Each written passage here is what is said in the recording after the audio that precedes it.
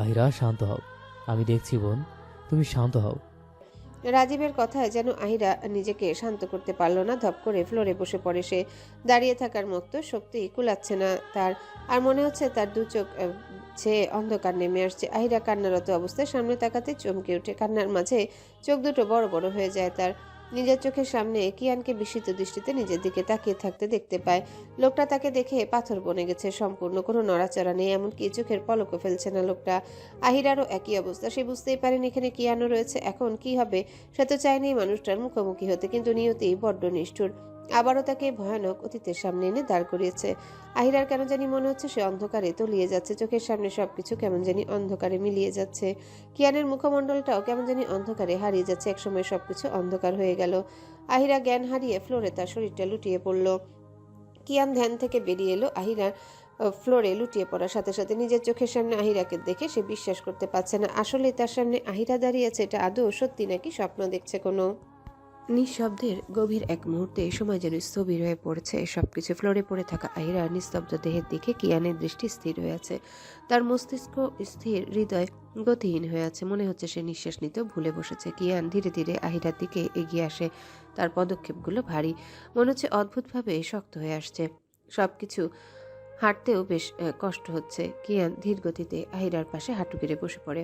তার আঙ্গুল কাঁপছে অস্বাভাবিকভাবে। তবুও সে ধীরে ধীরে তার হাতখানি আহিরার মুখশ্রীর দিকে এগিয়ে দেয় স্পর্শ করার জন্য। কেন দিল সে নিজেও জানে না। সেই মুহূর্তে নিজের মধ্যে নেই। কিয়ানের মনে হচ্ছে সে কোনো স্বপ্ন দেখছে, যা সে রোজই দেখে।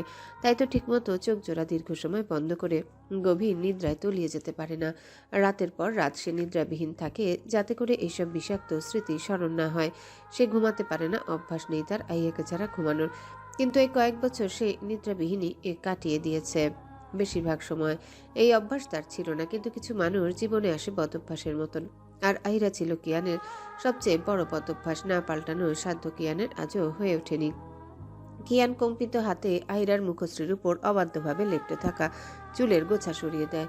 চুল সরাতে চুলের আড়ালে ঢেকে থাকা সেই পরিচিত মুখশ্রী দৃশ্যমান হতে কিয়ানের হৃদস্পন্দন কেমন জানি থমকে ওঠে। বুকের পাপাসটা কেমন জানি চিনচিন করে উঠছে তার। কিয়ানের গলা শুকিয়ে শুকনো মরুভূমিতে পরিণত হয়েছে। তাই কয়েকবার শুকনো ঢোক গিলে নিল কয়েক দফা। তারপরও যে এই শুকনো তৃষ্ণা মিটল না। মনে হচ্ছে তার ভিতরে এক অদ্ভুত ধরনের তৃষ্ণায় সে তৃষ্ণার্তক হয়ে আছে। ওর তার অষ্টদয়গুলো সে জিহ্বার মাধ্যমে কয়েকবার ভিজিয়ে নিল, কিন্তু আবার অষ্টদয়গুলো শুকিয়ে কাটকাট হয়ে যাচ্ছে। এমনকি কিয়ানের চোখের পলক পড়ে না বহুক্ষণ, যেন সে ভয় পাচ্ছে পলক ফেললে দৃশ্যটা বিলীন হয়ে যাবে। কিয়ান কাঁপা কাঁপা গলায় অস্পষ্ট স্বরে বলি উচ্চারণ করে। আহিরা। বলেই নিচে পড়ে আহিরার নিস্তেজ দেহটা নিজের বক্ষ পিঞ্জিরায় চেপে ধরলো। এমনভাবে আঁকড়ে ধরেছে মনে হচ্ছে একটু ছেড়ে দিলে আবারও আহিরা তার কাছ থেকে বিলীন হয়ে যাবে, আবারও হারিয়ে যাবে না ফেরার দেশে। কিয়ান একেবারেই নিজের মধ্যে নেই। আশেপাশে কি হচ্ছে না হচ্ছে সেদিকে তার বিন্দুমাত্র খেয়াল নেই। তার মস্তিষ্কে শুধু একটা কথাই ঘুরপাক খাচ্ছে, সেটা হলো তার আহিরা তার কাছে রয়েছে, একদম তার সাথে মিশে রয়েছে। যদি ছেড়ে দেয় তাহলে আবারও হারিয়ে যাবে কোথাও। আহিরাকে হারিয়ে ফেলা তীব্র দহনে পড়ছে কিয়ান। কিয়ানের এই ভয়ঙ্কর নিশ্চুপতা বর্ণনা করছে তার রূহ ফিরে পেয়েছে। কেবিনে নার্সগুলো প্রবেশ মাত্রই কিয়ানের মতো মানুষকে এইভাবে একটা মেয়েকে নিজের বুকের সাথে জড়িয়ে থাকতে দেখে তারা বেশ কিছুটা অবাক হয় বটে। কিন্তু রাজীবের ডাক শুনে তারা সেদিক থেকে চোখ সরিয়ে রাজীবের কাছে এগিয়ে যায়। রাজীব এক পলক আহিরার কিয়ানের অবস্থাটা দেখেছে, তাই সে কিয়ারা ছোট্ট দেহটা আস্তে করে কোলে তুলে নিয়ে বাহিরে অন্য কেবিনে চলে যায়। এমনিতেও যেতেই হতো। এই মুহূর্তে কিয়ানকে একটু সময় দেওয়া উচিত, কারণ সে খুব ভালো করে কিয়ানের মনের অবস্থাটা উপলব্ধি করতে পারছে। সে নিজেই তো যখন আহিরাকে সশরীরে নিজের সামনে জীবিত অবস্থায় দেখেছিল, তারও একই অবস্থা হয়েছিল, কিন্তু কিয়ানের দিকটা সম্পূর্ণ ভিন্ন। আহিরা কিয়ানের ভালোবাসা, তাই কিয়ানের জন্য ধাক্কাটা সামলে ওঠার সময় দরকার। রাজীব খুব ভালো করে জানে কিয়ান মুখে যতই বলুক সে আহিরাকে ঘৃণা করে, আহিরাকে নিজের জীবনে কোনোদিনও আনবে না, আরও অনেক কিছু। কিন্তু দিন শেষে কিয়ান এই আহিরার মধ্যে আবদ্ধ আজও। রাজীব নার্সদের নিয়ে সেখান থেকে বাহিরে চলে যায়। এখন সারা কেবিন জুড়ে নিস্তব্ধতা বিরাজমান। শুধুমাত্র কিয়ানের ভারী নিঃশ্বাসের শব্দ বিরাজমান করছে। কিয়ান কাঁপা কাঁপা বলতে থাকে, তুই কি সত্যিই ফিরে এসছিস? তুই কেন আমাকে এত যন্ত্রণা দিস? আমাকে কি তোর মানুষ মনে হয় না? কথা শেষ হতে কিয়ান দু চোখ বুজে নেয়। কথা বলার শক্তিটুকু সে পাচ্ছে না। কেমন জানি মনে হচ্ছে সবকিছু তার ভ্রম, যা একটু পরেই কেটে যাবে। তাই সে আর কথা বলে এই মুহূর্তটা নষ্ট করতে চাইল না। শুধুই নিজের সাথে আঁকড়ে ধরে রাখলো আহিরাকে। আহিরাকে আবার নিজের কাছে ফিরে পাওয়ার দহন তাকে প্রতিনিয়ত প্যারা দেয়, কিন্তু যখনই আহিরার করা কর্মকাণ্ড স্মৃতিচারণ হয় তখন ইচ্ছে করে সবকিছু ধ্বংস করে দিতে। বেশ কিছু সময় অতিবাহিত হয় কিয়ান নিজের হুঁশে ফিরে আসতেই তার বুকে শক্ত করে লেপ্টে থাকা আহিরার দিকে দৃষ্টিপাত করে।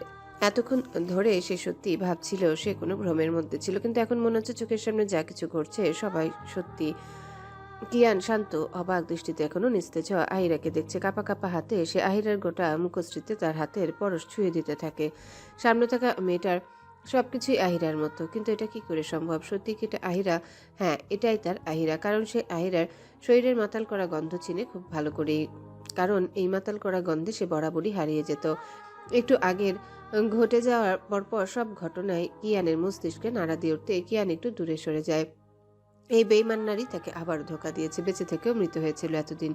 আর একটু আগে বাচ্চাটা কার ছিল? নিজের বাচ্চা দাবি করছিল কেন? কিয়ান আহিরাকে দেখতে এতটাই মগ্ন ছিল যে বাচ্চাটার দিকে সে তাকাতে ভুলে বসেছিল। সেই সময় মুহূর্তের মধ্যে বুঝে গেল কিয়ান এই নারী আবারও তার সাথে ভীষণভাবে বেইমানি করেছে।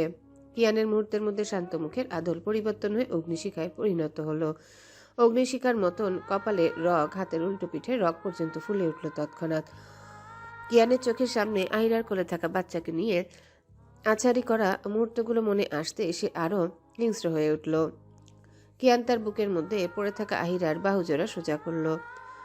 কিয়ানের শক্ত হাতের থাবার টানে নিস্তেজ হয়ে থাকা আহিরা পড়ে যেতে নিলে কিয়ান শক্ত হাতে আহিরাকে ধরে রাগে হিসিস করতে করতে চিৎকার দিয়ে বলতে থাকে, তুই আবারও বেইমানি করলি? একের পর এক বেইমানি করে যাচ্ছিস। বলেছিলাম আমার সাথে বেইমানি না করতে, তারপরও করলি, বারবার করলি। কিসের কমতি ছিল তোর? একটা দিয়ে হয় নাই তোর? কিরে, কথা বল। কিয়ানের এই হিংস্রতা আহিরা দেখতে পেল না। হয়তো জ্ঞান থাকলে এতক্ষণে কি হতো আল্লাহ মালুম। কিয়ান আহিরার এই নিশ্চুপ থাকাটা হয়তো পছন্দ হলো, তাই কিয়ান আহিরাকে নিজের কাছ থেকে সরিয়ে উঠে টেবিলের উপর রাখা পানির গ্লাসটার পানিগুলো সোজা আহিরার মুখের উপর ছুঁড়ে মারে। পানি ছুঁড়ে মারার কিছু সময় পর আহিরা চোখের পাতা নড়ে ওঠে, কিন্তু দুর্বলতা থাকার কারণে সম্পূর্ণ চোখ মেলে তাকাতে পারল না। আহিরাকে এমন করতে দেখে ক্ষিপ্ত কিয়ান আহিরার বাহুতে দানবের মতো থাবা দিয়ে একটানে দাঁড়া করাতে আহিরা পা ভেঙে পড়ে যেতে নিলে কিয়ান দ্রুত হাতে আহিরা লতানো কোমর আঁকড়ে ধরে নিজের সাথে মিশিয়ে নেয়। কিয়ান অনেক শক্ত হাতে কোমর চেপে ধরার কারণে আহিরা ব্যথায় চোখ বন্ধ অবস্থায় কুকড়িয়ে ওঠে।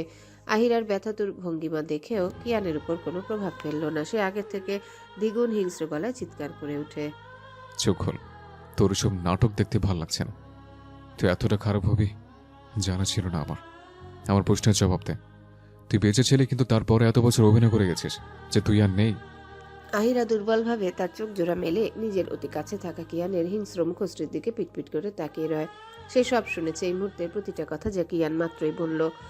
দীর্ঘ সময় পর কিয়ানকে নিজের এতটা কাছে দেখে না চাইতেও আহিরার চোখের কার্নিশ বেয়ে অঝরে অশ্রু গড়াতে থাকে। সেটা সুখের নাকি দুঃখে সেটা আহিরা নিজেও জানে না, শুধু এটাই জানে তার সামনে কিয়ান দাঁড়িয়েছে, তাও অতি নিকটে। আহিরাকে কিছু বলতে না দেখে কিয়ান আরও ক্ষিপ্ত হয়ে ওঠে। সে আহিরাকে নিজের থেকে ধাক্কা দিয়ে দূরে সরিয়ে দিতেই আহিরা পড়ে যেতে নেয়।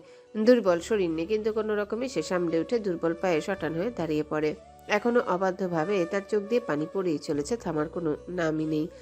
আতঙ্কিত আহিরা ভাবতেই পারেনি আজকে এইভাবে কিয়ানের সামনে পড়তে হবে। একটাবারের জন্য সে কিয়ানের উপস্থিতি খেয়াল করেনি। হঠাৎই কিয়ারার কথা মাথায় আসতে আহিরা আরও অস্থির হয়ে ওঠে। সে চোখ বুলিয়ে সারা কেবিন জুড়ে কিয়ারাকে খোঁজার চেষ্টা করে, কিন্তু কোথাও কিয়ারাকে দেখতে না পেয়ে আহিরা আরও অস্থির হয়ে ওঠে। পাগলের মতো ফুপিয়ে কেঁদে ওঠে, সব ভুলে কিয়ানের দিকে তাকিয়ে কান্না করতে করতে বলে ওঠে, আমার বাচ্চাটা কোথায়? ও কোথায় বলুন না, আমার বাচ্চা। বাচ্চাটার কথা শুনে কিয়ান রাগে হিতাহিত জ্ঞান হারিয়ে তেরে এসে আহিরার গালে তীব্র জোরে চেপে ধরে দাঁতে দাঁত পিষে বলতে থাকে, বাচ্চা বাচ্চা করছিস কেন? একবারও বুক কাঁপলো না তো? বেইমান কোথাকার, আমার প্রশ্নের জবাব দে। কেন করলি আমার সাথে এসব? কি কমতে ছিল তোর? টাকা পয়সা সবই তো পায়ের কাছে ছিল, তারপরে কেন করলি? ব্যথায় আহিরার মুখ দিয়ে কোনো শব্দ বের করতে পারলো না, কান্না ছাড়া। আহিরা কি করবে বুঝতে পারলো না। কোনোভাবেই থামাতে পারছে না কিয়ানকে কোনোভাবেই থামাতে পারছে না। বুঝতে পারছে সে এখানে আসাটা তার জন্য কতটা ভয়ানক হয়ে গেছে। সেও বা কি করবে? পরিস্থিতিতে আপন কাউকে দরকার ছিল তার, সেটা রাজীব, তাই সে এখানে এসেছে। কিয়ান আবারও বলে ওঠে, একই ভুল আমি বারবার সইতে পারবো না। তুই কি ভেবেছিস আমার থেকে লুকিয়ে তোর নাগরের সাথে সুখে সংসার করবে? বাচ্চা পদে করেছিস? কিভাবে পারলি তুই? তুই এতটা নোংরা হয়ে গেছিস? বলেই আহিরাকে নিজের কাছ থেকে ধাক্কা দিয়ে সরিয়ে দেয়। আহিরা টাল সামলাতে না পেরে নিচে পড়ে যায় খেই হারিয়ে। আহিরার মনে হচ্ছে এখনই মারি হাতে খুলে আসবে, তার ছাপ পড়ে গেছে তার মুখে। আহিরা কি করবে বুঝতে পারছে না। একদিকে কিয়ান, আরেকদিকে কিয়ারা। কিয়ানকে সে বোঝাতে চাইলেও কিয়ান বুঝবে না, সে জানে এই মুহূর্তে তার কিয়ারার কাছে থাকাটা সবচেয়ে জরুরি। তাই সে নিচ থেকে উঠে কেবিন থেকে বাইরে যেতে চাইলে কিয়ান আহিরার হাতের কবজি তীব্র জোরে টেনে ধরতে আহিরা টাল সামলাতে কিয়ানের বুকে আছড়ে পড়ে। কিয়ান রাগে হিসিস করতে করতে বলে, কই যাস বেমারার বাচ্চা? আমার জীবনটা শেষ করে দিতে উঠে পড়ে লেগেছিস কেন? তুই বেঁচে ছিলি তাহলে এতদিন মরার নাটক কেন করেছিস? বল, উত্তর দে, নাহলে সত্যি বলছি জানে মরবি তুই। আহিরা অস্থির হয়ে কাঁদতে কাঁদতে বলে ওঠে, দয়া করুন, আমার মেয়েটার কাছে যেতে দিন আমায়। ও অনেক কষ্ট পাচ্ছে, জানেন ওর রক্ত বের হচ্ছে অনেকগুলো, দেখুন না আমার গায়ে লেগেছে, ও অনেক কষ্ট পাচ্ছে। এত দরদ লাগছে না করে মেয়ের জন্য? আর আমার সাথে যা করেছিস তার জন্য তোর মধ্যে বিন্দু মাত্র অনুশোচনা নেই। তুই আমার বউ হয়ে অন্যের সাথে কিভাবে সম্পর্কে চড়াস? আবার বাচ্চা জন্ম দিয়েছিস। আমাকে তো শরীরের ক্ষুধা মেটাতে পারতাম না যে এত ছেলের সাথে শুতে হয়েছে? কিয়ানের কথা শুনে আহিরা নিজের ভাষা হারিয়ে ফেলেছে। আহত হলো আবারও সে কিয়ানের তিক্ত কথা দ্বারা। মানুষটা কি করে তার চরিত্রের উপর আঙ্গুল তুলছে সে আগের মতোই। মানুষটা আজও তাকে একইভাবে ভুল বুঝছে। আহিরা নিজের কান্না দমিয়ে কোনো রকমে বলে ওঠে, চুপ করুন, যেতে দিন আমায় প্লিজ। এত দরদ লাগছে নোংরা বাচ্চাটার জন্য? নষ্টমের ফলের জন্য এত বুক পড়ছে তোর? আর আমার বউকে শোক নিয়ে গিয়ে চলছে, সেটার কি? আহিরা আর সহ্য করতে পারল না। নিজের ব্যাপারে সইতে পারলেও নিজের বাচ্চার ব্যাপারে সে একদমই মেনে নিতে পারল না। রাগে হিতাহিত জ্ঞান হারিয়ে সে সজোরে কিয়ানের গালে থাপ্পড় বসিয়ে দেয়। তার বাচ্চা নষ্টামির ফল নয়, তার বাচ্চা পবিত্র। কিয়ানের গালে থাপ্পড় মারার পর আহিরার হুঁশ ফিরল সে কি করেছে। এদিকে আহিরার থাপ্পড় মারা যেন আগুনে ঘি ঢালার মতো কাজ করলো। জীবনে কেউ তার গায়ে হাত তোলা তো দূরের কথা, চোখ রাঙিয়ে কথা বলার সাহস পায়নি, সেখানে থাপ্পড় তো দূরের কথা। কিয়ানের দু চোখ হিংস্রতায় লালচে রূপ ধারণ করেছে, মনে হচ্ছে রক্ত ঝরছে সেখান থেকে। কিয়ান তৎক্ষণাৎ আহিরার গাল চেপে ধরে। অসুস্থ আহিরার গালে মারি ছিঁড়ে যাওয়ার উপক্রম হলো কিয়ানের শক্ত হাতে থাবায়। হিংস্রত্ব কিয়ান রাগে হিসিসে আহিরার চোখে চোখ রেখে বলল, গায়ে হাত তুলিস তুই? তুই সব মেনে নিতাম, কিন্তু সেটা তুই আমার হলে কিন্তু তুই তো আমার নেই। আমার নোংরা মেয়ে চাই না। তোর মতো পতিতাকে আমার মতো আদ্রিয়ান কিয়ান চৌধুরীর ফ্রিতেও, বুঝলি? কিয়ানের প্রতিটা কথা আহিরাকে ভীষণভাবে ভেঙে গুড়িয়ে দিল। কিয়ানের বলা প্রতিটা কথা যেন ধারালো তীরের মতো বিচ্ছে তার হৃদয়ে। মনে হচ্ছে কেউ তার হৃদয়ে বরাবর তীর বিঁধে দিচ্ছে। কিয়ান তাকে এতটা ঘৃণা করে তার জানা ছিল না। সে ভীষণ রকমের ভালোবাসে তার স্বামীকে, কিন্তু এই লোকটা তাকে বিশ্বাসই করে না। এখনও সে আগের মতোই ঘৃণা করে, হয়তো আগের থেকে বেশি ঘৃণার পরিমাণটাও বেড়ে গেছে সময়ের সাথে সাথে। আহিরার শক্তি নেই যে সে কিয়ানের কথাগুলোর প্রতি উত্তর দিবে, কারণ সে জানে সে বললেও কিয়ান বিশ্বাস করবে না কোনোভাবেই। তাই আর নিজের জন্য সাফাই গাইতে ইচ্ছে করলো না। আহিরা কিয়ানের চোখে চোখ রেখে ভাঙা কণ্ঠে বলে, আচ্ছা জান, আমি নোংরা পতিতা সব, তাও এখন আমায় যেতে দিন। আমার বাচ্চা কষ্ট পাচ্ছে, আমার মুখ দেখতে হবে না আপনার। আহিরার কথা শুনে কিয়ান আরো দ্বিগুণ জোরে আহিরাকে চেপে ধরে নিজের সাথে। আহিরার ব্যথায় চোখ দুটো বন্ধ করে নেয়। কিয়ান আহিরার কান্নারত মুখশ্রীর দিকে তাকিয়ে আহিরার চুলের মুঠি শক্ত করে চেপে ধরে দাঁতে দাঁত খিচিয়ে বলে, নষ্টমের ফলের জন্য এত চিন্তা হচ্ছে তোর? লজ্জা করলো না তোর? একবার বুক কাঁপলো না তোর? আহিরা এবার আর সহ্য করতে পারল না। বারবার কিয়ারাকে এইভাবে নষ্টামির ফল বলছে, যেটা সে একদমই মা হিসেবে মেনে নিতে পারছে না। তাই কিয়ানের শক্তপোক্ত বুকে নিজের সব শক্তি দিয়ে ধাক্কা দিয়ে নিজেকে কিয়ানের কাছ থেকে ছাড়িয়ে নিয়ে কান্না করতে করতে চিৎকার দিয়ে বলতে থাকে, না, লজ্জা করছে না। লজ্জা কেন করবে আমার? আমি কোনো পাপ করিনি যে লজ্জা পাবো। আর বারবার আমার বাচ্চাকে এইসবের মাঝে টানবেন না একদমই। আমাকে যা ইচ্ছে বলুন, সহ্য করে নিব, কিন্তু আমার বাচ্চাকে নিয়ে একটা কথাও বলবেন না। ও আমার বাচ্চা, আর ও কোনো নষ্টামির ফল না যে আপনি ওকে এইসব বলবেন। বলেই তীব্র জোরে আহিরার গলাটা ছেড়ে দিতেই আহিরা খুব খুব করে কেসে উঠে একাধারে। এতক্ষণে মনে হচ্ছিল আরেকটু হলেই মারা পড়বে সে। এই দুনিয়ার মায়া ত্যাগ করে চিরবিদায় নেওয়ার সময় এসে গেছে। আহিরা নিজেকে কিছু সময় শান্ত করে চিৎকার করে কান্না করতে করতে ভাঙা কণ্ঠে বলে, বেইমানি আমি না, আপনি করেছেন, বুঝলেন মিস্টার আদ্রিয়ান কিয়ান চৌধুরী? খুব তো বড় বড় কথা বলছিলেন। আমাকে ছাড়া আর কাউকে জীবনে জায়গা দেবেন না, তাহলে রিয়াকে বিয়ে কেন করেছেন? মানলাম আমি ছিলাম না আপনার জীবন, তাই আপনিও আমাকে সম্পূর্ণ উপেক্ষা করে আবারও বিয়ে করে নেবেন। বাহ, তাহলে সবচেয়ে বড় বেইমান আপনিই হলেন, আমি না। নিজের দিকে তাকিয়ে দেখুন আর নিজেকেই প্রশ্ন করুন, আপনি কি আদৌ আপনার কথা রেখেছেন? আমি মেনে নিলাম আমি পৃথিবীর সবচাইতে জঘন্য মেয়ে, আপনার সাথে বেইমানি করেছি, কিন্তু আপনি তো ভালো, তাই না? তাহলে আপনি কেন বেইমানি করলেন মিস্টার আদ্রিয়ান কিয়ান চৌধুরী? আহিরার কথাগুলো কিয়ানের রাগ বাড়ানোর জন্য যথেষ্ট ছিল। কিয়ান সামনে থাকা টেবিলের উপরে থাকা কাচের ভারী গ্লাসটা নিজের সব শক্তি দিয়ে নিচে ছুঁড়ে মারতেই সেটা মুহূর্তের মধ্যে বিকট শব্দ করে ভেঙে সারা ফ্লোরে ছড়িয়ে যায়। কিয়ান এক এক করে কেবিনে থাকা সকল জিনিস লণ্ডভণ্ড করতে থাকে। কয়েক মিনিটের ভিতরে সারা কেবিনে নকশা পাল্টে গিয়েছে, সবকিছু এলোমেলোভাবে ছড়িয়ে ছিটিয়ে রয়েছে। আর এইসব করার কারণে কিয়ানের হাতে প্রচণ্ড রকমের আঘাতও পেয়েছে, যার কারণে রক্ত পড়ছে তার হাত বেয়ে টপ টপ করে। এদিকে আহিরা ভয়ে জড়সড় হয়ে কানে হাত দিয়ে চোখ বন্ধ করে অশ্রু বিসর্জন দিচ্ছে। তার সাহস নেই এই মুহূর্তে কিয়ানকে গিয়ে থামানোর। যদি সবকিছু আর পাঁচটা দম্পতির মতো হতো তাহলে আহিরা এইভাবে ভয় পাওয়া দেখে কিয়ান থেমে যেত, আর আহিরা থামতে বললে সে মুহূর্তের মধ্যেই থেমে যেত। কিন্তু আজকের ব্যাপারটা সম্পূর্ণ ভিন্ন।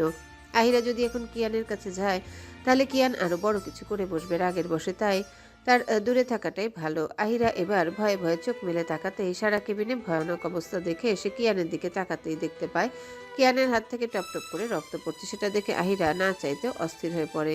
সে সব ভুলে নিজের রক্তাক্ত পা নিয়ে কিয়ানের কাছে ছুটে গিয়ে তার হাতটা নিজের কাছে নিতে চাইলে কিয়ান এবার তীব্র ক্ষোভে আহিরাকে নিজের কাছ থেকে ঝাটকা মেরে সরিয়ে দিয়ে রাগে চিৎকার করে বলতে থাকে, দরদ দেখাস? তোকে বলেছি দরদ দেখাতে? এই আদ্রিয়ান কিয়ান চৌধুরী কারোর দরদের কাঙ্গাল না, বিশেষ করে তোর দরদ তো একদমই না। আমাকে ছুঁতে চাস কিভাবে? তোর কি ছোঁয়ার মতো ক্ষমতা আছে? দূরে থাকবে মারার বাচ্চা। আমাকে জীবিত রেখে অন্যের সাথে সংসার করছিস, আবার আমাকে বলছিস আমি বেইমানি করেছি? টিচার মতো কি সবাইকে মনে করিস? তুই বারবার বেইমানি করবি আর আমি সেটা সহ্য করব এই ভেবেছিস? তোকে ভালোবেসেছিলাম বলে আদ্রিয়ান কিয়ান চৌধুরীকে এত সস্তা ভাবিস মনে হয়? বলতে বলতে আহিরার গায়ে আবারও হাত তুলতে যাবে সেই মুহূর্তে রাজীব কেবিনে প্রবেশ করে তাড়াহুড়ো করে। রাজীব কেবিনে প্রবেশ মাত্রই চারিদিকে নজর বোলাতেই তার কেবিনের এই বেহাল দশা দেখতে পায়। কেবিনের বাহিরে মানুষ জড়ো হয়েছে ভিতরের এসব ভাঙচুরের শব্দ শুনে। সকলে অতি আগ্রহের সাথে এদিকে তাকিয়ে রয়েছে। এই জন্য অবশ্য সমস্যা হচ্ছে, কারণ এটা একটা হসপিটাল, তাই চিৎকার চেঁচামেচির কারণে অন্য সব বাকি মানুষ সহ রোগীদের সমস্যা হতে পারে। তাই রাজীব কিয়ারাকে ড্রেসিং করে দিয়ে এখানে এসেছে। মেডিসিনের জন্য কিয়ারা এখন ঘুমাচ্ছে বেশ ভালোভাবেই। কিয়ারা নরম মাংসে কাচের টুকরোগুলো ঢুকে গিয়েছিল, এক পাশের হাতেই সব কাচের টুকরাগুলো বিঁধে গিয়েছিল। রাজীব তাড়াতাড়ি করে এগিয়ে এসে কিয়ান আর আহিরার মাঝখানে দাঁড়িয়ে পড়ে। সে একবার দৃষ্টি ঘুরিয়ে আহিরার দুর্বল মুখশ্রীর দিকে তাকিয়ে বুঝতে পারে এরকম বারবার হতে থাকলে মেয়েটা আবারও জ্ঞান হারাবে। আর কিয়ানের হাতের অবস্থা তেমন একটা ভালো না, তাই সে কিয়ানকে শান্ত করার জন্য বলে ওঠে, কিয়ান কাম ডাউন প্লিজ, তোর হাতের অবস্থা ভালো না, শান্ত হয়ে বস। আমি নার্সকে বলে তোর হাতের ড্রেসিং করার ব্যবস্থা করছি। আর আহিরা, তুমিও শান্ত হও, নাহলে আবারও সেন্সলেস হয়ে পড়বে বোন। এদিকে কিয়ান হঠাৎই রাজীবের গলা চেপে ধরে তার চোখে চোখ রেখে রাগের সাথে বলে ওঠে, রাজীব, তুই কি জানতি এই বেমার বাচ্চা বেঁচে আছে? Answer me Rajiv, did you know that? Rajiv কি বলবে বুঝতে পারছে না। সে নিজেও তো কয়েকদিন হয় জেনেছে আহিরা বেঁচে আছে, আর আহিরা বোন হিসেবে আবদার করেছিল যাতে তার ব্যাপারে কাউকে কোনো কিছু না বলে, তাই সে চুপ ছিল। নাহলে সে কিয়ানকে সবকিছু জানাতে চেয়েছিল। কিন্তু এখন সে কি করবে? রাজীব কিয়ানের দিকে তাকিয়ে শান্ত করার জন্য আবারও বলে ওঠে, কিয়ান, এইসব নিয়ে পরে কথা বলি, আগে তোর হাতটা ব্যান্ডেজ করে নি, তারপর শান্ত হয়ে কথা বলি আমরা। রাজীবের কথা শেষ হতে কিয়ান রাজীবকে ধাক্কা মেরে দূরে ঠেলে দিয়ে রাগে আবারও চিৎকার করে বলে ওঠে, shut up your fucking mouth. এর মানে তুই সব জানতে আগে থেকে, সবকিছু জানতে তারপরও ভান করেছিস কিছুই জানিস না। তুই বেমানের মতো বেমানে করেছিস আমার সাথে। তোরা সবাই এক। কিয়ান, তুই আমাকে ভুল বুঝছিস, আমার কথাটা তো শুনবি। এখন তুই রেগে আছিস, তাই আমি যাই বলি না কেন তুই ভুল বুঝবি। আরো কিছু বলার বাকি আছে তোর? মানে তোর এত মিথ্যে বলিস কিভাবে? এই মেয়েকে দেখছিস, এই ঝরানো বই আমাকে ধ্বংস করে দিয়েছে দিনের পর দিন। কিসের কমতে ছিল ওর? আর তুই তো আমার বন্ধু কম ভাই বেসেছিলি, তাহলে তুই এমনটা কিভাবে করতে পারলি? কিয়ানের কথা শুনে আহিরা দু হাতে মুখ চেপে ধরে ফুপিয়ে ফুপিয়ে কাঁদ। সে কোনো বেইমানি করেনি। ভালোবাসার মানুষের সাথে কেউ কি বেইমানি করতে পারে?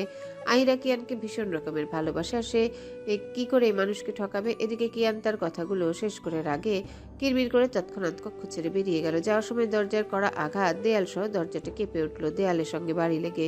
বাইরে থাকা মানুষগুলো কিয়ানের যাওয়ার দিকে তাকিয়ে রইল। কিয়ান বের হওয়ার পরপর কিছু সময় পরই ইফার দুর্বল শরীরটা আবারও মাটিতে লুটিয়ে পড়ল। রাজীব তাড়াতাড়ি করে এগিয়ে এসে আহিরাকে ধরল। সে কিয়ানকে নিয়ে চিন্তিত, কারণ রাগের বসে কি করে বসবে ছেলেটা আল্লাহ জানে। এখন যদি একা ড্রাইভ করে তাহলে রাস্তায় অ্যাক্সিডেন্ট করতে পারে। সে নার্সকে ডেকে আহিরাকে অন্য একটা কেবিনে নিয়ে যেতে বলে। তাড়াতাড়ি করে কিয়ানের পিআরিয়ানকে ফোন করে কিয়ানের লোকেশন ট্র্যাক করে তার কাছে পৌঁছাতে বলে দিয়ে আহিরার কাছে চলে যায়। প্রতিদিনের ন্যায় আজও পশ্চিম আকাশে ধীরে ধীরে ঢলে পড়ছে রক্তিম সূর্য, যেন গলিত সোনা নিঃশব্দে ঢুকে যাচ্ছে দিগন্তের গলে। গধূলির আবছা আলোয় আকাশ রাঙা হয়েছে পাকা ডালিমের মতো। দালানের জানালাগুলোয় সূর্যের শেষ কিরণ ঝিকমিক করে উঠছে। ব্যস্ত নগরের কোলাহল ধীরে ধীরে আরো ব্যস্ত হয়ে পড়েছে তাদের কাজে। কেউ কেউ ক্লান্ত মুখে বাড়ির পথের দিকে যাচ্ছে। হসপিটালের কেবিনে আহিরা নিস্তেজ শরীরটা বেডে পড়ে রয়েছে, আর তার পায়ে ব্যান্ডেজ করা। তাছাড়া হাতে স্যালাইনের ক্যানুলা লাগানো। বাহির থেকে আসা সূর্যের কোমল রশ্মি আহিরার মুখের উপর পড়ছে অনেকক্ষণ ধরেই। চোখ বন্ধ করা অবস্থাতেও এই সূর্যের আলো বেশ বিরক্ত করে তুলছে ইফাকে। তাই কিছু সময় যেতে আহিরা পট করে চোখ খুলে ফেলে। চোখ খুলতেই মাথায় তীব্র ব্যথা অনুভব করে। চোখ খুলে রাখতেও তার বেশ কষ্ট হচ্ছে। আহিরা বুঝতে পারল না সে আসলে কোথায়। আশেপাশে চোখ বুলিয়ে বোঝার চেষ্টা করলো, কারণ তার মস্তিষ্ক এখন সম্পূর্ণ ফাঁকা। কিছু সময় পার হতে এক এক করে সকল ঘটনা তার স্মরণে আসতেই আহিরা কেঁপে ওঠে। সে কি কোনো স্বপ্ন দেখছিল নাকি যা কিছু হয়েছে সব সত্যি? আহিরা কিয়ারাকে দেখার জন্য কোনো রকমে স্যালাইনের ক্যানুলাটা খুলে ফেলে। ফ্লোরে পা রাখতে তীব্র ব্যথা করে উঠে। পায়ের দিকে তাকাতে নিজের পায়ের বেহাল দশা দেখে দুপায়ে ব্যান্ডেজ করা, আর এইভাবে হাঁটতে নিলে আবারও রক্ত বের হবে। কিন্তু আহিরার সেদিকে কোনো চিন্তা নেই। তার যত চিন্তা এখন সবই কিয়ারাকে ঘিরে। তার বাচ্চাটা কেমন আছে আল্লাহ মালুম। আহিরা কোনো মতে উঠে দাঁড়িয়ে খোঁড়াতে খোঁড়াতে কেবিন থেকে বের হয়ে আসে। পায়ে চাপ পড়ার কারণে আবারও রক্তপাত শুরু হয়েছে, কিন্তু আহিরার বিন্দুমাত্র খেয়াল নেই। কেবিনের বাইরে এসে সে বুঝতে পারলো কিয়ারা কোথায় আছে। আর এই এরিয়াটাও একটু ভিন্ন, দেখে বোঝা যাচ্ছে দিকটাই ভিআইপি মানুষদের জন্য। আহিরা কি করবে ভেবে না পেয়ে তার পাশ দিয়ে যাওয়া একটা নার্সকে জিজ্ঞাসা করে, আমায় একটু বলতে পারবেন ডক্টর রাজীব কোথায়? আর একটা বাচ্চাকে দেখেছেন হাতে কাঁচ ঢুকেছে, আর আমার বাচ্চাটা কোথায় আছে জানলে বলুন না। নার্সটা আহিরার কথা শুনে আহিরাকে পর্যবেক্ষণ করে তার দিকে তাকিয়ে বলে, আপনি তো অসুস্থ, রেস্ট করুন। আমি ঠিক বলতে পারছি না, দাঁড়ান আমি ডক্টর রাজীবকে ডাকছি, ততক্ষণে কেবিনে গিয়ে বসুন। প্লিজ তাড়াতাড়ি করুন। আহিরা আবারও কেবিনে ফিরে যায়, কিন্তু শান্ত হয়ে বসে থাকতে পারছে না। আহিরার চোখের কোণে অশ্রুকণা চিকচিক করছে। কিয়ানের বলা প্রতিটা কথা তার শ্রবণ কেন্দ্রে বেজে উঠছে। এত বছর পর মানুষটার সাথে দেখা হচ্ছে, তাও মানুষটা আজও তাকে ভুল বুঝেছে। কিয়ান কোনোদিনও তাকে বুঝার বা সত্যিটা জানার চেষ্টাও করেনি। তাই আহিরা আর চেষ্টা করবে না নিজেকে নির্দোষ প্রমাণ করতে। থাক, যা ভাবার ভেবে নিক। কিন্তু তারপরেও হৃদয় কোণে কোথায় চিনচিন ব্যথা করছে তার। এর মধ্যে সেখানে রাজীব আসে। রাজীবকে দেখে আহিরা উঠতে নিলে রাজীব ইশারায় তাকে শান্ত হতে বলে। রাজীব আহিরার কাছে এসে বলে, স্যালাইন খুলেছো কেন? তোমার শরীর অনেক দুর্বল আহিরা, তাই এইটার দরকার এখন তোমার। ভাই এসব বাদ দিন, আগে আমার মেয়ে কোথায় ওটা বলুন, আমাকে নিয়ে চলুন না ওর কাছে। রাজীবের কথা শুনে আহিরার অস্থিরতা একটু কমে আসে, তবে সেটা সম্পূর্ণ নয়। কিছু সময় পর একটা নার্স কিয়ারাকে কোলে নিয়ে আসে। আহিরা কিয়ারাকে দেখে আর বসে থাকতে পারে না। সে ছুটে কিয়ারাকে নিজের বুকে টেনে নিয়ে অসংখ্য চুমুতে ভরিয়ে দিতে থাকে কিয়ারার সারা মুখশ্রী। আহিরার চোখ দিয়ে এমনি এমনি পানি পড়া শুরু হয়েছে। কিয়ারাকে নিয়ে আহিরা আস্তে করে বেডে শুয়ে দেয়।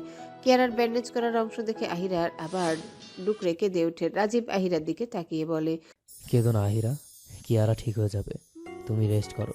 ভাইয়া আমাকে একটু আপনার ফোনটা দেবেন, আমি বাসায় যাব, এখানে দম বন্ধ লাগছে আমার। আর কিয়ারাকে কি বাসায় নিয়ে যেতে পারবো? হ্যাঁ অবশ্যই, কিন্তু আগে স্যালাইনটা শেষ করো তোমার। প্লিজ ভাইয়া, কত টাকা হয়েছে? বিলটা পে করে চলে যাব, একটু বলুন। ছি আহিরা, এসব কি বলছো? কোনো টাকার প্রয়োজন নেই। আমি তোমাকে আর কিয়ারাকে টাকার জন্য চিকিৎসা করিনি। কিয়ারা আমারও সন্তানের মতো, আর ভাই হিসেবে সব করেছি, তাই বাদ দাও। কিন্তু ভাইয়া। কোনো কিন্তু না, এই নাও ফোন।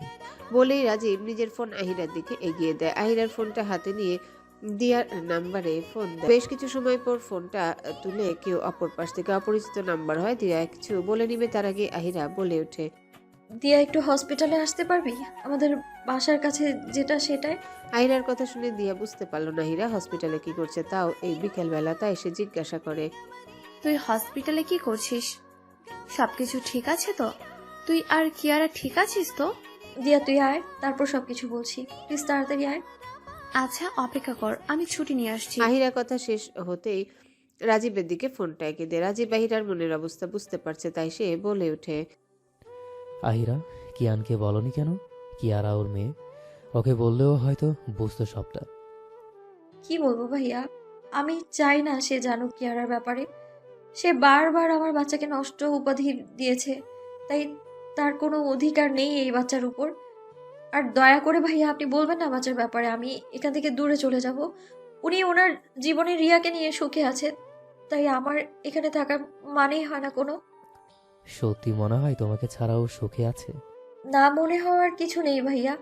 আর যাই হোক, দিন শেষে এটাই সত্যি যে তার জীবনে এখন অন্য কেউ আছে, আর আমার কোনো অধিকার নেই তার কাছে ফিরে যাওয়ার, আর আমিও চাই না তার কাছে ফিরতে। বলে আহিরা বড় একটা নিঃশ্বাস নেয়। কথাগুলো বলতে কতটা কষ্ট হচ্ছে সেটা শুধু সেই জানে, কিন্তু সে আর ফিরবে না কিয়ানের জীবনে, যেখানে বিশ্বাস নেই, সেখানে সম্পর্কের কোনো দামও নেই। কিয়ান তার জীবনে সুখেই আছে তাকে ছাড়া। আহিরা, রাগের মাথা কোনো উল্টাপাল্টা সিদ্ধান্ত নিও না। কিয়ান এমনিও রাগে, ওর কথা বাদ দাও। কিন্তু তুমি তো আমন না। কিয়ানেরও অধিকার আছে জানার যে ওর বাচ্চা আছে। ভাইয়া, অধিকার শব্দটা তার আর আমার মধ্যে নেই, অনেক দিন আগে বিলীন হয়ে গেছে। যেখানে বিশ্বাস নেই সেখানে কোনো সম্পর্কও নেই। আপনিও কি বিশ্বাস করেন আমি বাবাকে খুন করেছি? না, করি না। কিন্তু আমি ঠিক বুঝতে পারছি না তোমাদের মাঝে এত কিছু হলো কি করে। আমি লন্ডনে যাওয়ার আগেও সব ঠিক দেখে গিয়েছিলাম, তাহলে হঠাৎ এমন কি করে হলো? আমি সব শুনেছি, কিন্তু কোনোটাই বিশ্বাসযোগ্য মনে হয়নি। বিশেষ করে আঙ্কেলের খুনের বিষয়টা। কিন্তু তোমার বিরুদ্ধে যেসব প্রমাণ আছে সেগুলো এটাই প্রমাণ করে তুমি আঙ্কেলে খুন করেছো। জানেন, আমি সবচেয়ে বেশি অবাক হয়েছিলাম যখন জানতে পারি আমার কারণে বাবার মৃত্যু হয়। বিশ্বাস করুন, বাবাকে আমি আমার বাবার মতোই দেখতাম। ছোটবেলায় বাবাকে হারিয়েছি। এরপর যখন ওই বাড়িতে বউ হয়ে যাই, তারপর থেকে বাবা মা কোনোটারই অভাব অনুভব করিনি আমি। মা বাবাকে আমি আমার নিজের বাবা মায়ের স্থানটা দিয়েছি, তাই তাদের ক্ষতি করার কথা আমি চিন্তা করতে পারি না। সেখানে এত বড় একটা অপবাদ সত্যি আমি মেনে নিতে পারিনি আজও। এইসবের পিছনে অন্য কারো হাত আছে, সেটা আমি আরও আগেই বুঝেছি। কিন্তু কিয়ান আমার কথা শোনেনি, কারণ আমার কথাটা বিশ্বাস না করাই স্বাভাবিক। কারণ প্রমাণ সবকিছুই তোমাকেই দোষী নির্দেশ করে, তাই চাইলেও কিছু করতে পারেনি। বাদ দিন ভাইয়া, যা হওয়ার হয়ে গেছে, থাক না দুই একটা কলঙ্ক, এতে মন্দ হয় না বটে। তোমার উচিত কিয়ানের কাছে ফিরে যাওয়া। কিয়ারাও তো তার পাপার দরকার। সত্যি যদি সম্ভব হতো তাহলে কি ফিরতাম না আমি? জানেন, কিয়ারা যখন পেটে তখন কেউ ছিল না, খাওয়ার কিছুই ছিল না। রাস্তায় রাস্তায় মানুষের কাছে হাত পেতেছি, কিন্তু কেউ মুখ তুলেও তাকায়নি। কিয়ারা পেটের সময়টাতে খাওয়া দাওয়া ভালো করে করতে হতো, কিন্তু আমার কাছে কিছুই ছিল না। এরপর না পেরে রাস্তার পাশে দোকানগুলোতে কাজ করতে দিয়েছি, যাতে দুবেলা খেতে দেয়। সিলেট গিয়েছিলাম দিয়ার কাছে, কিন্তু ও সেখানে ছিল না যেখানে আগে থাকতো, তাই আমার যাওয়ার সব রাস্তা বন্ধ হয়ে গিয়েছিল। এরপর মাস দুয়েক সেই হোটেলে কোনো রকম খেতাম আর রাতটুকু থাকতাম। সেখানকার একজন মহিলাই থাকার ব্যবস্থা করে দিয়েছে। একলা মেয়ে, কোথায় থাকবো? তাছাড়া নিরাপত্তার কোনো নিশ্চয়তাও ছিল না, তাই শেষ ভরসা ওই মহিলাটাই ছিল। এরপর নিজের সব আত্মসম্মান ভুলে নিজের সন্তানের কথা চিন্তা করে ওনার কাছে ফোন করি আমি, কিন্তু কেউ আমার ফোনই তোলে না। ওনাদের অফিস থেকে শুরু করে পরিচিত সকল নাম্বারে ফোন দিই, কিন্তু কেউ ধরে না। অথচ ওনাদের অফিসে ফোন দিলে কেউ না কেউ ফোন তুলতো, কিন্তু আমার বেলায় এমন কিছুই হলো না। এরপর একদিন হঠাৎ ফোনটা তোলে, কিন্তু জানেন কি শুনতে পাই? তিনি নাকি অন্য কাউকে সময় দিতে ব্যস্ত, কারোর সাথে কোয়ালিটি টাইম স্পেন্ড করছে সে। তাই যেন আর না ফোন করি আমি, আর না কোনোভাবে চেষ্টা করি ওনার জীবনে ফিরে আসার। আর জানেন, পাশ থেকে উনি এই কথাগুলো বলতে বলছিলেন। তাহলে বলুন, আমি চেষ্টা করিনি ওনার কাছে ফিরে যাওয়ার? আজকে এসেও উনি একইভাবে ভুল বুঝলেন, আমার বাচ্চাটাকেও ছাড় দেয়নি সে। যান, মানলাম সবকিছু প্রমাণ, এটাই প্রুফ করে যে আমি দোষী। তাও ওনার কি একটাবার দরকার ছিল না আমাকে জিজ্ঞেস করার যে আসলেই আমি ওসব করেছি কিনা? যখন আমাদের মাঝে এইসব ঝামেলা শুরু হয়েছে তখন কি উচিত ছিল না তার আমাকে সামনাসামনি প্রশ্ন করার, তার সাথে আমি এমনটা করেছি কিনা বা কেন করেছি? কিন্তু উনি তো করেননি। থাক, সবকিছু এটাই বলে যে আমিই দোষী, ওনারও কোনো দোষ নেই। উনি ভালো আছেন, এর থেকে বেশি আর কি হবে বলুন তো? ভালো থাকলেই ভালো। একটানে কথাগুলো বলে জোরে নিঃশ্বাস ছাড়ে রাজীব। আহিরার মনের অবস্থাটা বুঝতে পারলো, তাই আর এসব নিয়ে প্রশ্ন করলো না, কারণ এইভাবে বারবার হাইপার হলে সমস্যা হতে পারে।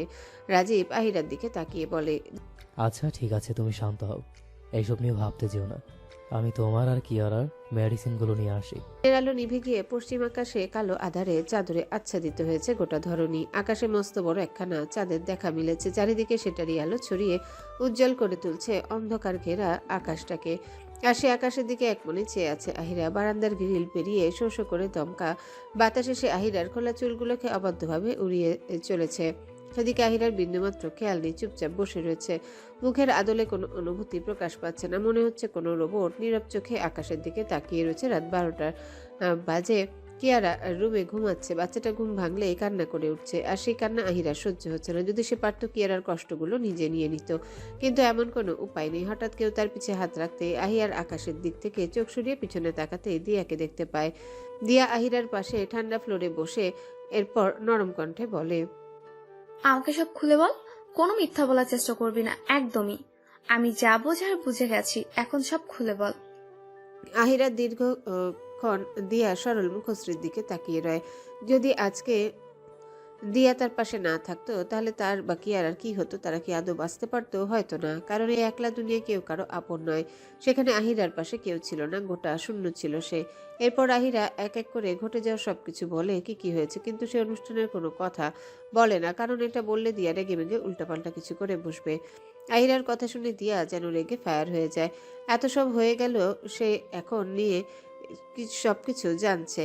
দিয়া আহিরার দিকে তাকিয়ে, এত কিছু হয়ে গেল আর তুই একটা বারও আমাকে ফোন দিয়ে জানালি না? এটা একদমই ঠিক করিসনি তুই। আর ওই শালার কত বড় সাহস আমার বুড়িরে নিয়ে এমন কথা বলে।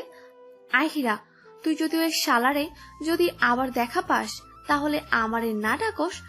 সত্যি কইতাছি, তোরে আমি কুচি কুচি করমু। আচ্ছা শান্ত হন, এসব বলা বন্ধ করুন। আমার এই ভুল। ওনার শহরে যখন এসেছি দেখা হওয়ারই ছিল।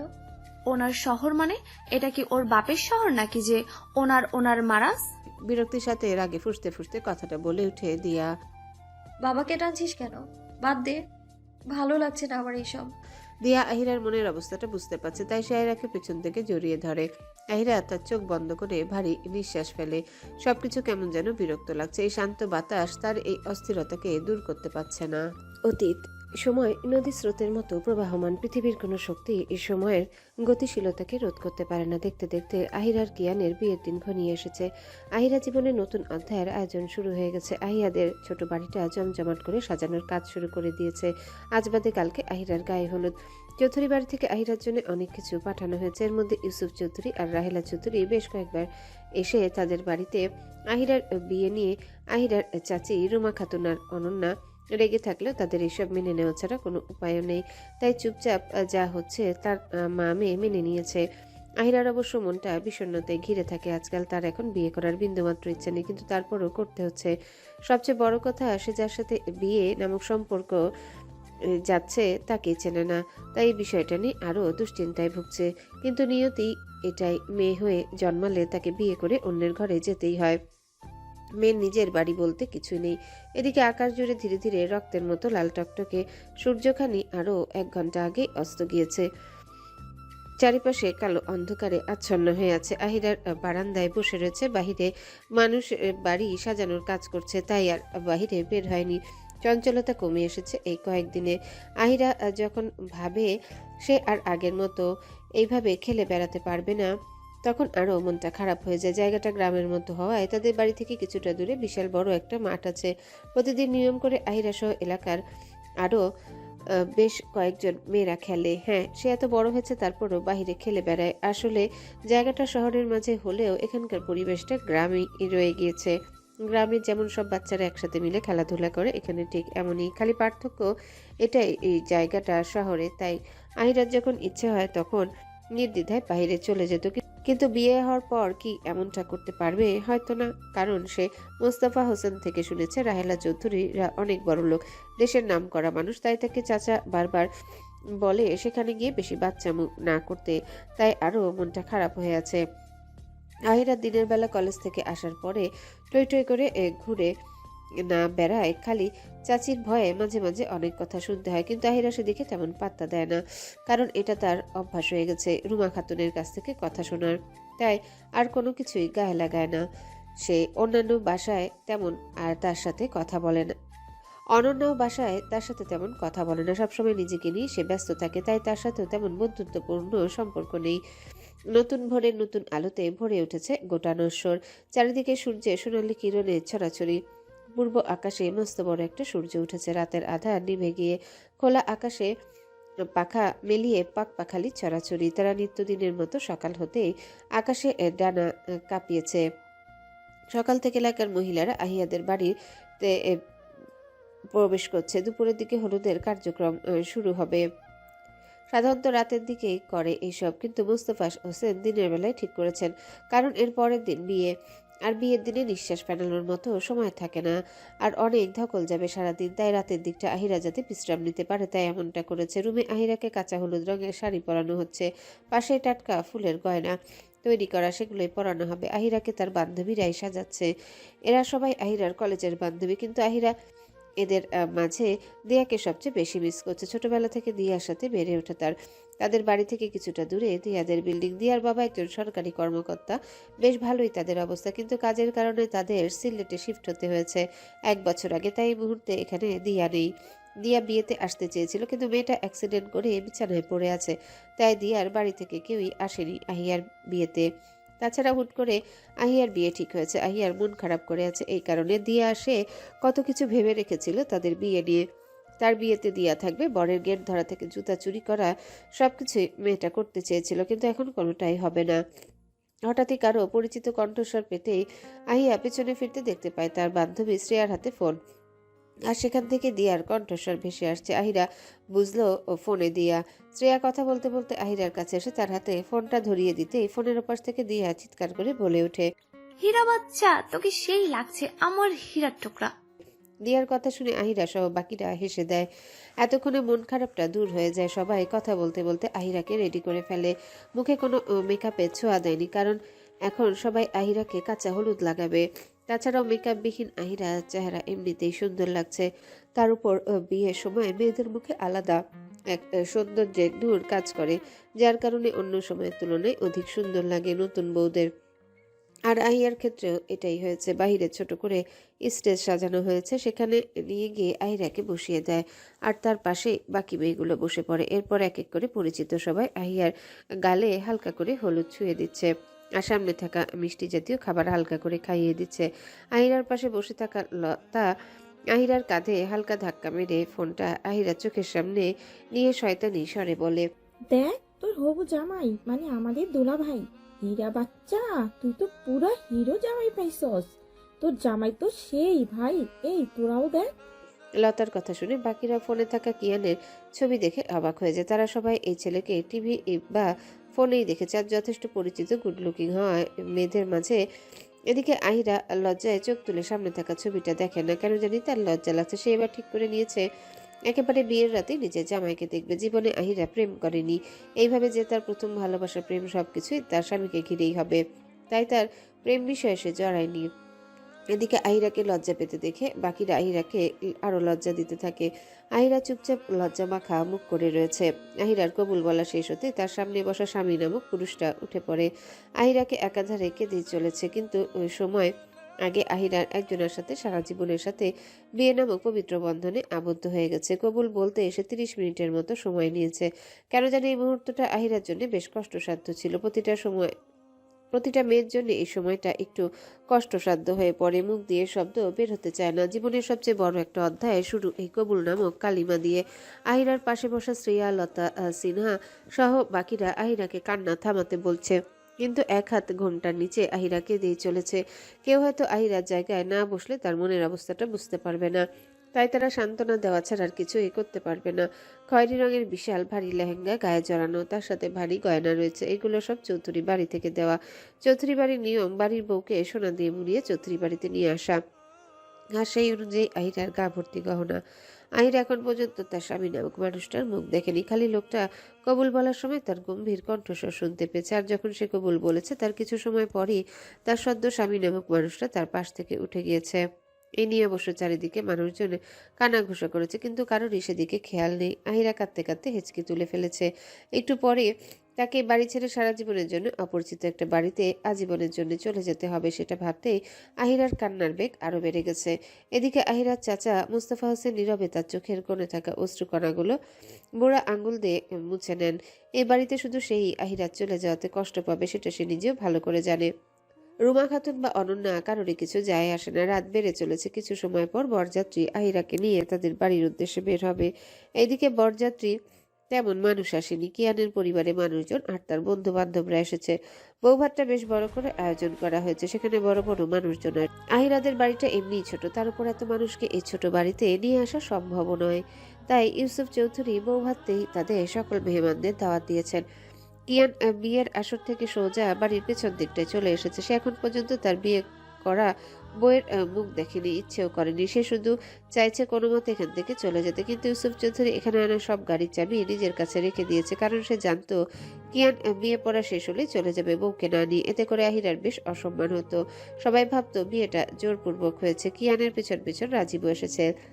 কিয়ান নিজের পকেট থেকে সিগারেটের প্যাকেট থেকে একটা সিগারেট নিয়ে নিজের ওষ্ঠদ্বয়ের মাঝে আবদ্ধ করে নিয়ে লাইটার বের করে সেটার আগুন জ্বালিয়ে টানতে থাকে।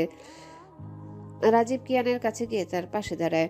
তারপর কিয়ানের দিকে তাকিয়ে বলে, কি রে, তুই তোর বউকে সান্ত্বনা না দিয়ে এখানে এসে সিগারেট ফুঁকছিস? ছে, তোর বউটা বুঝলি আজ তো একটা পুতুল। কান্না করছিল, তাও কি দারুণ লাগছিল। জানিস, তুই মিস করলি সিনটা। রাজীবের কথা শুনে কিয়ান বিরক্তির সাথে রাজীবের দিকে দৃষ্টিপাত করে আর গম্ভীর ভঙ্গিতে বলে, এখান থেকে সর, বিরক্ত করিস না, মেজাজ গরম হয়ে আছে। তোর বালের মেজাজ তো সবসময় 100 ভোল্টেজেই থাকে শালা। এখন একটু বিরক্ত করে নেই, এরপর তো ভাবিকে পেয়ে এই আমাকে ভুলে যাবি। রাজীবের কথার কোনো জবাব দেয় না কিয়ান, কারণ রাজীব রসিক মানুষ, সবসময় হাসি খুশি থাকে। অন্যদিকে কিয়ান এইসব থেকে দূরে থাকে। তবে তারা রাজীবের মধ্যে এত পার্থক্য থাকার পরও তাদের আন্ডারস্ট্যান্ডিং অনেক ভালো। সিরিয়াস সময় রাজীব অন্য ব্যক্তি হয়ে যায়। এছাড়াও রাজীব যেভাবে কিয়ানকে বোঝে সেভাবে বাকি কেউই বোঝে না। তাছাড়াও কিয়ান তেমন বেশি কারোর সাথে বন্ধুত্ব নেই। কিয়ানের গায়ে সাদা রঙের শেরওয়ানি জড়ানো, আজকে আলাদা সৌন্দর্য ঘিরে ধরেছে তাকে। কপালের অবধি চুলগুলো কপালে আছড়ে পড়ছে। কিছু সময় পর কিয়ানের ডাক পড়ে। কিয়ান বিরক্তি সহকারে সেদিকে চলে যায়। সেখানে গিয়ে দেখতে পায় রাহেলা চৌধুরীর গা ঘেঁষে বধূ বেশে তার বিয়ে করা বউ কান্না করছে, যেটা দেখে কিয়ান আবারও বিরক্তি প্রকাশ করলো। তাই দৃষ্টি সেখান থেকে সরিয়ে নিল। ইউসুফ চৌধুরী কিয়ানকে টেনে জোর করে আহিরার পাশে দাঁড় করালো। এদিকে আহিরার মুস্তফা হোসেনের বুকে মুখ লুকিয়ে কেঁদেই চলেছে। মুস্তফা হোসেন আহিরার মাথায় স্নেহের হাত বুলিয়ে দিচ্ছে যাতে আহিরা কান্না থামায়, কিন্তু আহিরার কান্না থামার কোনো নাম নেই। পাশেই রুমা খাতুন আর তার মেয়ে দাঁড়িয়ে আছে, তাদের কোনো কিছু যায় আসছে না। মোস্তফা হোসেন আহিরের হাতটা কিয়ানের হাতে দিয়ে ভেজা কণ্ঠে বলে, বাবা, আমার মেয়েটাকে দেখে রেখো। ও একটু বাচ্চামি করে, কিন্তু মনের দিক থেকে অনেক নরম। তাই ওর বাচ্চামিগুলোর জন্য ওকে কষ্ট দিও না। ভাইয়া মারা যাওয়ার পর আমাদের সাথে বড় হয়েছে, তাও ঠিক মতো মেয়েটার শখ আহ্লাদ পূর্ণ করতে পারিনি। আশা করি মেয়েটাকে কষ্ট দিও না। ভুল করলে ভালো করে বুঝিয়ে দিও, ও এমনি সব বুঝে যাবে। কিয়ান মাথা নাড়িয়ে সম্মতি জানায় যে সে খেয়াল রাখবে। এরপর আহিরাকে গাড়িতে বসতে বলা হয়। আহিরা কোনোভাবে যেতে চাইছে না, কান্না করছে। কিয়ান আগেই গাড়ির ভিতর বসে পড়েছে, তার মাথা ব্যথা করছে এত মানুষের ভিড়ে। আহিরার বাড়ি থেকে অনন্যা যাচ্ছে, সে পেছনে রাহিলা চৌধুরীদের সাথে সাথে। এই গাড়িতে শুধু কিয়ান আর আহিরা ড্রাইভার। আহিরা তার ভারী লেহেঙ্গা নিয়ে গাড়ির সিটে বসে পড়ে, কিন্তু তার কান্না থামার নামই নেই।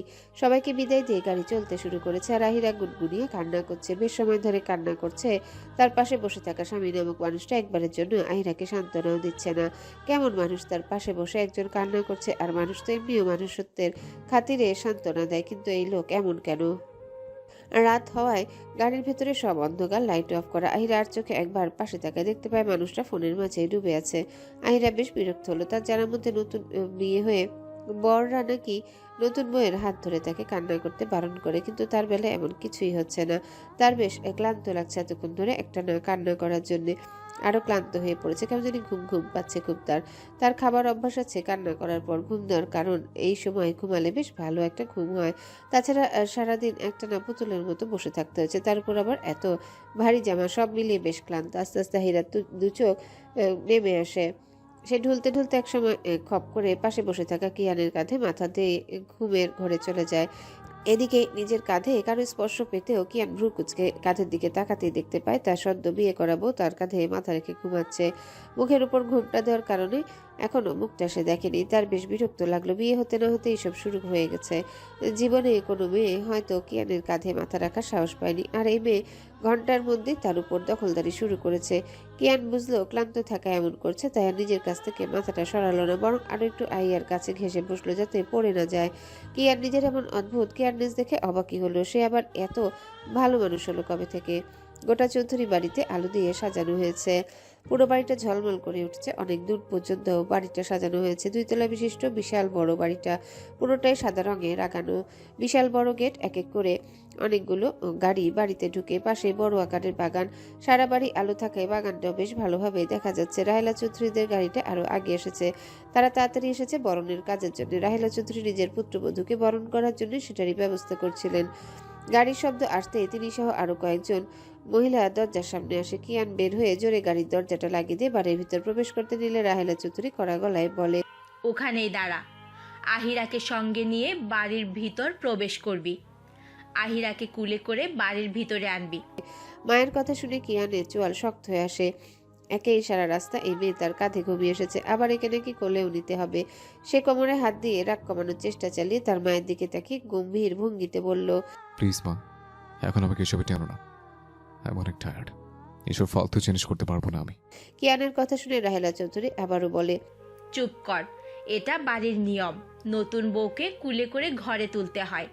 আহিরাকে নিয়ে আয় জলদি। মা, কোনো কথা নয়, তাড়াতাড়ি কর, একটু পর তোর বাবারাও এসে পড়বে। কিয়ান এক প্রকার বাধ্য হয়ে আবারও গাড়িতে ফিরে যায়। গাড়ি দরজা খুলতেই ভেতরে আহিরা সিটের সাথে হেলান দিয়ে ঘুমিয়ে থাকতে দেখতে পায় সে। আহিরার দিকে তাকিয়ে বিরক্তি সহকারে বলে ওঠে, এই মেয়ে ওঠো, এই মেয়ে। বেশ কয়েকবার ডাকে, কিন্তু তাও আহিরার কোনো সারা শব্দ নেই। এবার বিরক্ত হয়ে পড়ে সে আরও, তাই আহিরার কাঁধে হালকা ধাক্কা দিয়ে একইভাবে ডাকে, কিন্তু সে আগের মধ্যে আহিরা কোনো সারা শব্দ করে না।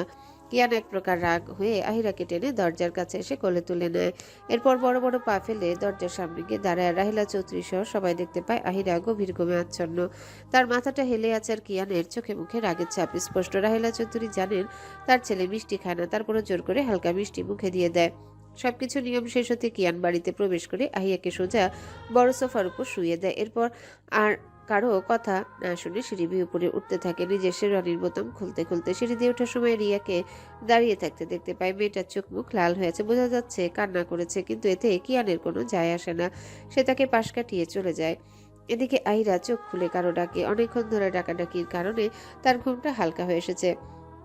সে ধীরে ধীরে চোখ খুলে তাকাতেই নিজের সামনে অপরিচিত মুখ দেখতে পেয়ে অবাক হয়ে যায়। সে ভুলে গেছে কিছু সময়ের জন্য যে তার বিয়ে হয়েছে, আর সে এখন তার শ্বশুর বাড়িতে রয়েছে।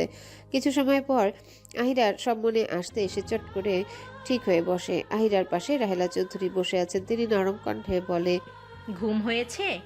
এখন একটু কষ্ট করে ওঠ মা, তারপর রুমে দিয়ে আসবেন সবাই। সরি, আমি আসলে ঘুমোতে চাইনি, কিন্তু হয়েছে, থাক, আর বলতে হবে না। এরপর আরো কিছু নিয়ম কানুন ছিল, সেগুলো করতে থাকে। রাত কটা বাজে আহিয়া জানা নেই। দু চোখ ভরে ঘুম যেন উপচে পড়ছে, কিন্তু চাইলেও ঘুমাতে পারছে না। আজকে তার বাসর রাত, আর এই রাত নিয়ে সকল মেয়েরই হাজারো স্বপ্ন থাকে। মনের মধ্যে বাসা বেঁধে থাকে এক অজানা ভয়। আহিরারও একই অবস্থা। একই মানুষটাকে চেনে না, তারপর এইভাবে একলা এত বড় রুমের মধ্যে বসে আছে। পুরো রুম জুড়ে ফুলের ছড়াছড়ি। রুমের প্রতিটি জায়গায় অনেক ফুল দিয়ে সাজানো, তাও আবারও শুধু গোলাপ দিয়ে। আহিরা প্রথম যখন রুমে ঢুকেছিল তখন তার মনে হয়েছিল সে হয়তো ভুল করে ফুলের বাগানেই চলে এসেছে। বাসর ঘর ফুল দিয়ে সাজায় এটা সে জানে, কিন্তু তার বাসর ঘর যেন আস্ত একটা ফুলের বাগান। ইফাকে কয়েকজন মেয়ে মিলে এখানে বসিয়ে দিয়ে গেছে, আর তাকে বলে গেছে তার বর আসলে যেন সালাম করে। আহিরা ভদ্রমেয়ের মতো তারা যেভাবে রেখে গেছে সেভাবে। এতক্ষণে তা সারা রুম পর্যবেক্ষণ করাও হয়ে গেছে। অনেক বড় রুম, তার উপর সবকিছুতে আভিজাত্যের ছোঁয়া রয়েছে। আহিরা বেশ ভালো করে বুঝতে পারল তার স্বামী অনেক রুচিশীল মানুষ। রুমের প্রতিটা জিনিসই কালো রঙের, অধিকাংশ ফার্নিচারগুলোই কালো রঙের, বেশ সুন্দর সবকিছু। আহিরার ঘুমটার ভিতর থেকে হাই তুলে মনে হচ্ছে সে এইভাবে আর বেশি সময় বসে থাকতে পারবে না। আহিরার বিরক্ত লাগছে। এবার বিয়ে করার পরও বরের মুখ দর্শনের সুযোগী হয়ে ওঠেনি তার। আর সে এটাও শুনেছে তাকে নাকি গাড়ি থেকে বের করে তার বরই কোলে করে ভিতরে নিয়ে এসেছে। আর সেই মুহূর্তে মরার মতো ঘুমাচ্ছিল সে। জীবনটাই তার তেনা তেনা এইসব ভাবতে ভাবতে হঠাৎ দরজা খোলার শব্দ কানে আসতে আহিরা শটান হয়ে বসে পড়ে। আহিরার এখন শ্বাস প্রশ্বাস ঘন হতে শুরু করলো। এর আগে কোনোদিনও সে কোনো ছেলের সাথে একলা একটা রুমে এইভাবে বন্ধ অবস্থায় থাকেনি, কিন্তু এখন থেকে এই মানুষটার সাথে তাকে থাকতে হবে। আহিরার নিজের চোখ বন্ধ করে নিজেকে শান্ত রাখতে চাইছে। কিয়ানের ভারী পদচারণের শব্দ ইফার শ্রবণ কেন্দ্রে আসছে। হঠাৎই আহিরার কানে কিয়ানের ভারী কণ্ঠস্বর আসে। এইভাবে বসে না থেকে ফ্রেশ হয়ে আসুন, আমি ঘুমাবো, তাই তাড়াতাড়ি ফ্রেশ হয়ে লাইট অফ করুন। কিয়ানের মুখ থেকে এমন কথা শুনে আহিরা বেশ অবাকই হয়। কেউ কি তার বিয়ে করা বউয়ের সাথে এইভাবে কথা বলে, তাও বাসরাতে? আহিরা অনেকের বাসরাতের কাহিনী শুনেছে, তাদের বর নাকি তাদের সাথে খুব মিষ্টি করে কথা বলেছে, কিন্তু তার বর এমন কেন? যাই হোক, আহিরা সালাম করার কথা মাথায় আসতে সে চটপট বসা থেকে উঠে পরে আস্তে করে কিয়ানের সামনে দাঁড়ায়। সে এখনো চোখ তুলে কিয়ানকে দেখেনি। সে কিয়ানের পা ছুতেই নিবে, তখন কিয়ান পিছিয়ে যায়। আহিরা সালাম করার জন্য আবারও সামনে এগুলে কিয়ান আবারও পিছিয়ে যায়। এমনটা কয়েকবার হয়। কিয়ান এবার রেগে গিয়ে হালকা রাগের সাথে বলে, এই মেয়ে, দেখছো যে সরে যাচ্ছে, তো পা ছুতে যাচ্ছ কেন? কিয়ানের কথা শুনে আহিরা হালকা স্বরে আস্তে করে বলে, সবাই বলেছে যাতে আপনাকে সালাম করি, তাই আর কি। আহিরার কথা শুনে কিয়ান বেশ বিরক্ত হয়। এইসব আজব নিয়ম কোথায় পেয়েছে এরাই জানে। তাই সে আবারও বলে, তার কোনো দরকার হবে না, আপনি ফ্রেশ হয়ে নিন। কিয়ানের কথায় আহিরা সালাম করলো না। আহিরা কিয়ানের দিকে তাকাতেই তার চোখ দুটো বড় বড় হয়ে যায়। সে ঝটপট তার ঘোমটা সরিয়ে অবাক হয়ে হালকা চিৎকার করে বলে ওঠে। আপনি? আহিরাকে দেখে কিয়ানও একইভাবে চিৎকার দিয়ে বলে ওঠে। তুমি? আহিরা আশা করেনি এই লোক তার স্বামী হবে। যদি সে জানতো তাহলে এই বিয়েই করতো না। এই লোক তার সব চুরি ভেঙেছে, তার উপর আবার টাকার গরম দেখিয়েছে, এমনকি তার কোমরসহ পায়ে সেই রকম ব্যথাও পেয়েছে এই লোকের জন্যে। আর এখন নিয়ে জানতে পারছে এই লোকই তার স্বামী। আহির এখন নিজের কপাল চাপড়াতে ইচ্ছা করছে। সে যদি একটু বিয়ের আগে এই মানুষটার ছবি দেখতো তাহলে না করে দিত, কারণ সে সেদিন এতটুকু বুঝেছে যে লোকের অহংকারে মাটিতে পা পড়ে না। আর দেখতে যতই সুন্দর হোক, মন ভালো না হলে চেহারা দেখি দুধ ভাত খাবে। আহিরার কিয়ানের দিকে তাকিয়ে বলে, ছি, আপনার মতো ছুস লোকের সাথে শেষমেশ আমার বিয়ে হলো। আল্লাহ, আমি তো ধ্বংস হয়ে গেলাম। এই তো তুমি কি করলে আমার সাথে? আহিরার কথা শুনে কিয়ান রেগে উঠল। তার রুমে দাঁড়িয়ে তার সামনে তার বদনাম করছে। সে দাঁত কিরমির করে বলে, শাট আপ স্টুপিড গার্ল, তোমার সাহস হয় কি করে আমাকে বিয়ে করার? কিয়ানের কথা শুনে আহিরার নিজেকে পাগল মনে হলো। মানে এই লোক কি ছাগল নাকি পাগল? সে কি জানতো নাকি তার বিয়ে লোকের সাথে হবে? আর বিয়ে কি সে একা করেছে নাকি এই লোকও তো তাকে বিয়ে করেছে? তারপরেও এমন আজব কথা কে বলে? আহিরার এবার কোমরে হাত দিয়ে আঙ্গুল নাচিয়ে নাচিয়ে বলে, আপনাকে বিয়ে করতে আমার বইয়ে গেছে। আপনি করেছেন আমায় বিয়ে, আমি না। হ্যাঁ, রিয়েলি? তোমার মতো বাদর মেয়েকে কে বিয়ে করবে, যেখানে সামান্য রাস্তায় ঠিক মতো হাঁটতে পারে না? কিয়ানের কথা শুনে আহিরা ফুঁসে ওঠে। তাকে তার মুখের উপরই বাদর বলছে। এই বাদর কাকে বলছেন? হ্যাঁ, আপনি নিজেই তো কালা বাদর, আবার বলছেন আমাকে? রাস্তা কি আপনার নাকি? আমার যেভাবে ইচ্ছা সেভাবে হাঁটবো, আপনার কি তাতে? ওকে, তাহলে আমার ইচ্ছে হলে তোমার মতো বাদরের গায়েও গাড়ি তুলে দেবো, তাতে তোমার কি? মানে কি বলতে চান আপনি? হ্যাঁ, আমার সামনে দাঁড়িয়ে আমাকে মারার হুমকি দিচ্ছেন? হ্যাঁ, আমি আন্টিকে এক্ষুনি বলে দেবো, দাঁড়ান। বলেই আহিরার রুম থেকে বের হওয়ার জন্য দরজার দিকে পা বাড়ালে পিছন থেকে কিয়ান শক্ত হাতে আহিরার কবজি ধরে একটা নেতার নিকটে নিয়ে আসে। হঠাৎ এমন হয় আহিরা ঘাবড়ে গিয়ে চোখ বন্ধ করে নেয়। কিয়ান আহিরা চোখ বন্ধ করা মুখশ্রীর দিকে রাগি চোখে তাকিয়েছে। বিয়ে করতে না করতে সব উটকো ঝামেলায় পড়তে হচ্ছে তাকে। আর এই মেয়ে এতটা বোকা যে এত রাতে রুমের বাহিরে যাচ্ছে। রুমের বাহিরে রাজীব সহ, নিলয়, সায়ন সহ আরও অনেকেই কান পেতে আছে, সেটা সে ভালো করে জানে। এখন বাহিরে বের হয়ে এলে এরা কি করবে এরাই ভালো জানে। কিয়ান দাঁতে দাঁত খিচিয়ে বলে, স্টুপিড গার্ল, এত রাতের বাইরে যাচ্ছ কেন বোকার মতো? সামান্য কমন সেন্স নেই তোমার? আহিরা তাড়াতাড়ি করে কিয়ানের কাছ থেকে সরে দাঁড়ায়। সেই হয়তো প্রথম এমন যে কিনা বাসরাতে স্বামীর সাথে ঝগড়া করছে আর তার স্বামী তাকে বাদরও বলছে। বাহ, কি সুন্দর ভাগ্য তার, ভাবা যায়। আহিরা বিরক্ত হয়ে উঠল। সত্যি দেখছে বিয়ে করে মহাবিপদে পড়েছে। আপনার কমন সেন্স নেই, কালো বাদর কোথাকার। হোয়াট ননসেন্স, বাদর হবে তুমি, ডিসকাস্টিং। বলেই কিয়ান আহিরার সামনে থেকে চলে যায়। এদিকে কিয়ানের কথা শুনে আহিরা রাগে ফুঁসে ওঠে, কিন্তু এখন তার ঝগড়া করার কোনো মুখ নেই, কারণ সে প্রচুর ক্লান্ত। দু চোখ ভরে ঘুম নেমে আসছে মনে হচ্ছে। এখনই সে এখানে ঘুমিয়ে পড়বে দাঁড়িয়ে দাঁড়িয়ে। তাই কিয়ানের কথা মতো ফ্রেশ হওয়ার জন্য সে আস্তে আস্তে তার গায়ে যত গহনা সহ গোমটাটা খুলে এক সাইডে রেখে দেয়। এতগুলো গয়না খুলতেই আহিরা হাঁপিয়ে উঠছে। তারপরও কোনো রকমই খুলে তার লাগেজ লাল রঙের সুতির বড় জামা বের করে ওয়াশরুমে চলে যায়। এদিকে কিয়ান বেডের উপর থাকা ফুলগুলো ঝেড়ে নিচে ফ্লোরে ফেলে দেয়। এতক্ষণ টাকা নেওয়ার জন্য রাজীবেরা তাকে আটকে রেখেছিল। তার উপর যখন সে উপরে এসেছিল তখন তার রুম তালাবদ্ধ অবস্থায় পেয়েছিল, তাই বাধ্য হয়ে গেস্ট রুমে গিয়ে তাকে চেঞ্জ করতে হয়েছিল। এরপর রাহেলা চৌধুরী জোর করে তাকে রুমে পাঠায়, আর এই রুমের দরজার সামনে আসতে রাজীবের এটা টাকার জন্য তাকে ঘিরে ধরে। কিয়ান এইসবে বেশ বিরক্ত বোধ করেছে। বিয়ে করেছে সে, রুম তার, ইভেন রুমের ভিতর থাকা বউটাও তার, তাহলে এদের কেন টাকা দেবে সেটাই কিয়ান বুঝে উঠতে পারছিল না। তার 50,000 টাকা নেওয়ার পরেই ছেড়েছে, আর রুমের ভিতরে সে জানতে পারে বাদর মেয়ে তার বউ। মানে সব দিক দিয়ে সে ভীষণভাবে ফেসে গিয়েছে। বিছানা থেকে ফুলগুলো সরানোর পর কিয়ান শটান হয়ে বিছানায় শুয়ে পড়ে।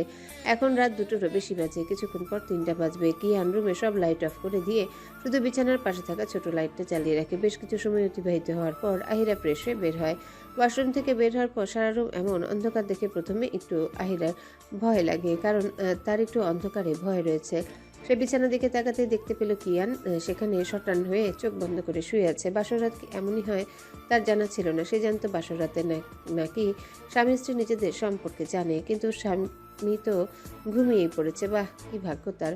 কিন্তু এখন আহিরা কি করবে? সে কোথায় ঘুমাবে? সে ধীর পায়ে বিছানার কাছে এগিয়ে গেল। তারপর আস্তে আস্তে করে কিয়ানকে ডেকে বলে, এই যে শুনছেন, আমি কোথায় ঘুমাবো?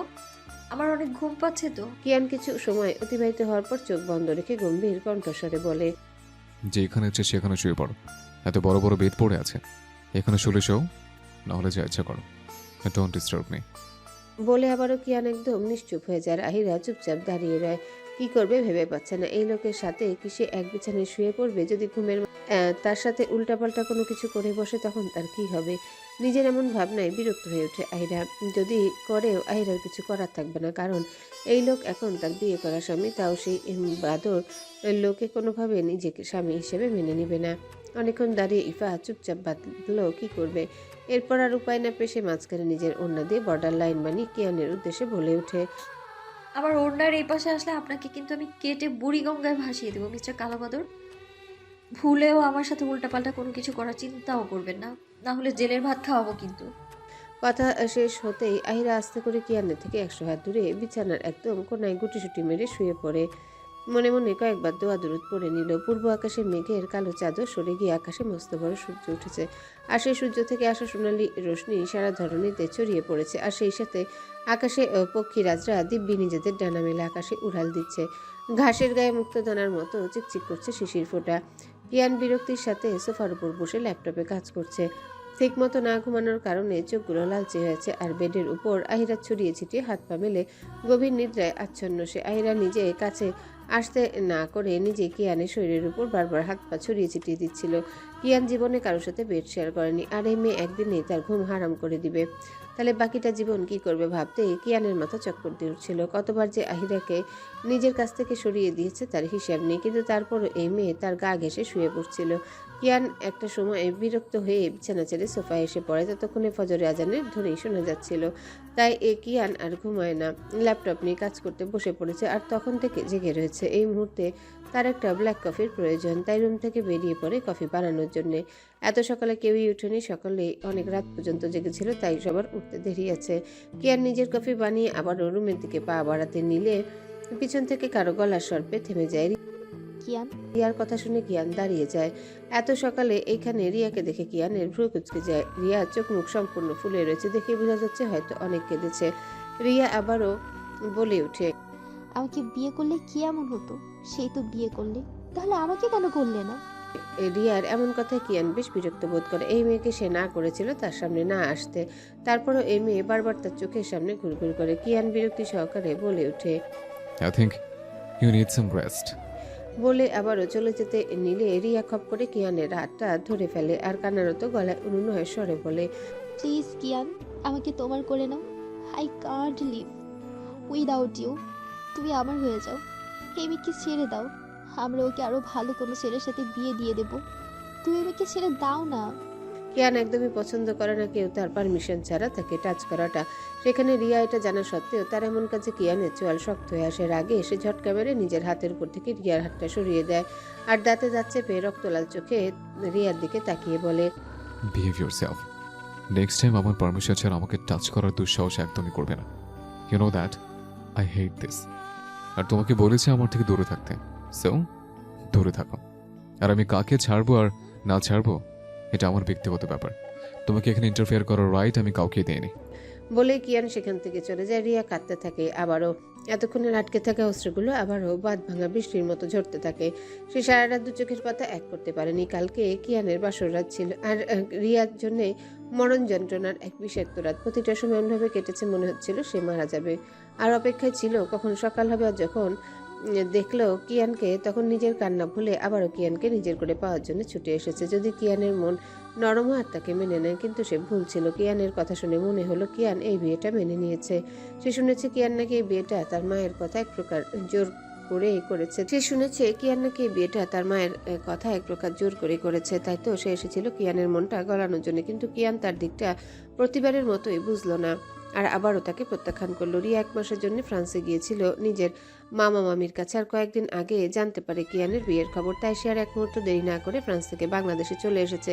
কিন্তু এখানে এসেও সে আটকাতে পারেনি কিয়ানের এই বিয়েটা। শুধু দেখে গেছে তাদের পরিবারের সাথে ভালো সম্পর্ক হওয়ায় রিয়া এখানেই ছিল বিয়ের প্রতিটা অনুষ্ঠানে, যাতে কোনোভাবে কিয়ানের মনটা যদি পাল্টে যায় সে আশায়। কিন্তু তাকে ভুল প্রমাণ করে দিয়ে কিয়ান বিয়েও করে নিয়েছে। মানুষ যা চায় সেটা কখনো পায় না, আবার যা পায় সেটা কখনো চায় না। পৃথিবীর অদ্ভুত একটা নিয়ম রয়েছে, যখন কাউকে কিছু দেয় তখন 2 হাত ভরে দেয়, আবার কাউকে কিছুই দেয় না তখন 1 চুলও পরিমাণও দেয় না।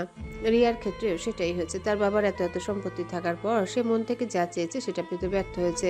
কিন্তু তারপরেও সে বিশ্বাস হারায়নি। তার মনের কোণে এখনো আশার প্রদীপ জ্বলছে। সে একদিন কিয়ানকে পাবে, নিজের খুব কাছের করেই পাবে। কিন্তু সেটা আদৌ সম্ভব? হয়তো হ্যাঁ, আবার না। কারণ পৃথিবীতে আমরা যা কিছু চেয়ে থাকি সেটা সবসময় পাই না। সেটা হোক মানুষ কিংবা কোনো প্রাণহীন বস্তু। টাকা দিয়ে চাইলে যে কোনো কিছু কিনে নেওয়া যায়। সময় এক অনির্বচনীয় সত্তা, অদৃশ্য অথচ সর্বত্র বিরাজমান। সময় যেন এক নীরব প্রবাহ, যা থেমে থাকে না কোনো ক্ষণে, কোনো প্রার্থনায় নয়। মুহূর্ত থেকে ক্ষণ, ক্ষণ থেকে প্রহর, আবার প্রহর থেকে যুগ, সবকিছুই তার অবিরাম চলমান। দেখতে দেখতে 1 মাস পার হয়ে গেছে চোখের পলকে। আহিরার এখানকার বেশ ভালো একটা কলেজে ভর্তি হয়েছে। নতুন জায়গায় এসে একটু কষ্টই হয়েছে বটে তার। নতুন জায়গা, নতুন মানুষ, তাই একটু মানিয়ে নিতে সময় লাগছে তার। কিয়ানের সাথে তার যখনই দেখা হয় তখনই ঝগড়া লেগেই থাকে। একই ঘরে থাকে, তারপরে ওদের মাঝে তেমন একটা বন্ধুত্বপূর্ণ সম্পর্ক গড়ে ওঠেনি। কিয়ানের মতোই থাকে, আর আহিরার মতো। আহিরার এই বাড়িতে আসার পর আদর যেন দ্বিগুণ হয়ে গেছে। রাহিলা চৌধুরী আর ইউসুফ চৌধুরী তাকে অনেক আদর করেন। আহিরার প্রথম দিকে বাড়ির জন্য মন খারাপ লাগলেও আস্তে আস্তে খারাপ লাগাটা কমে এসেছে। মেয়ে হয়ে যখন জন্মেছে তখন তো বিয়ে করে শ্বশুর বাড়িতে আসতেই হবে। আর আহিরার মনে হয় না সে শ্বশুর বাড়িতে রয়েছে, মনে হয় এটাও তার আরেকটা বাড়ি। যে ভালোবাসাটা আহিরা সবসময় তার চাচি রুমা খাতুনের কাছ থেকে আশা করত, তার থেকেও দ্বিগুণ যত্ন করে রাহেলা চৌধুরী। রাহেলা চৌধুরীর খুব ইচ্ছা ছিল কিয়ানের পর একটা মেয়ে সন্তানের, কিন্তু তার শারীরিক অবস্থার কারণে দ্বিতীয়বারের মতো সন্তান ধারণের ক্ষমতা ছিল না। তাই আর সে আশাটাও পূর্ণ হয়নি। কিন্তু তিনি আহিরাকে পেয়ে নিজের মেয়ে সন্তানের আশাগুলো পূর্ণ করেন। আহিরার মাথায় তেল দিয়ে চুল আঁচড়িয়ে দেওয়া থেকে সবটাই নিজে হাতেই করেন।